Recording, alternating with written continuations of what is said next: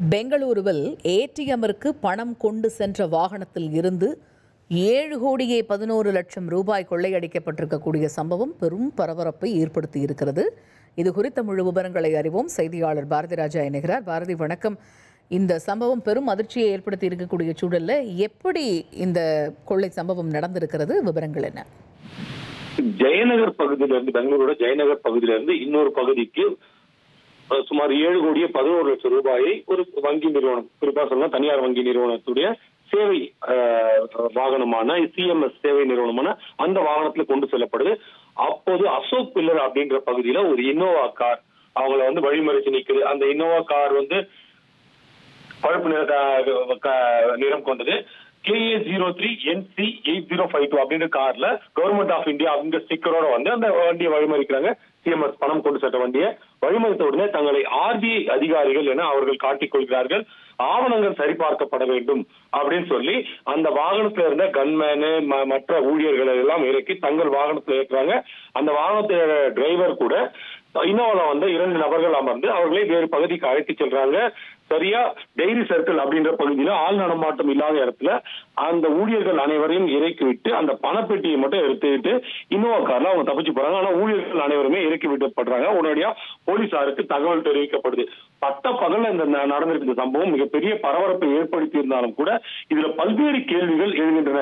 எப்படின்னு கேட்டீங்கன்னா, முதல்ல இந்த வாகனம் RBIல இருந்து வந்தாலும் கூட வாகனத்தை மற்றவருக்கு ஏன் இன்ஃபார்ம் பண்ணல அப்படின்ற ஒரு கேள்வி இருக்கு. வாகனம் தொடர்பான விஷயத்த RBI அதிகாரிகள் வந்த விஷயத்த ஏன் சேவை நிறுவனத்துக்கு இன்ஃபார்ம் பண்ணல அப்படின்ற ஒரு கேள்வி இருக்கு.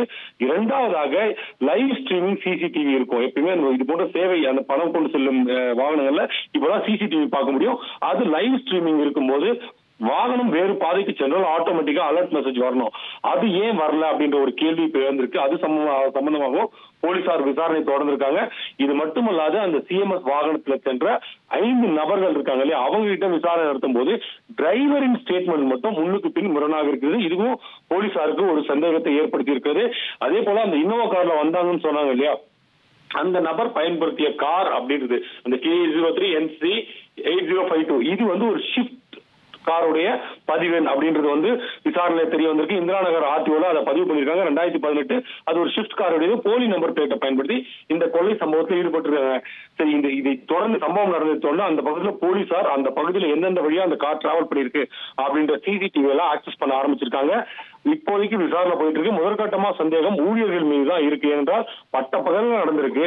அதே போல வெஹிக்கிள் டைவர்ஷன் ஆனா எமர்ஜென்சி அலாரம் இருக்கும், அதை ஏன் அவங்க யூஸ் பண்ணல அப்படின்ற பல பிரச்சனைகள் இருக்கு. அதே போல RBI அதிகாரிகளே வந்தாலும் கூட முறையாக பல்வேறு விஷயங்களை பின்பற்றலாம் அப்படின்றது அந்த செக்யூரிட்டி ஏஜென்சிக்கு ஏற்கனவே ட்ரைனிங் கொடுக்கப்பட்டிருக்கும்.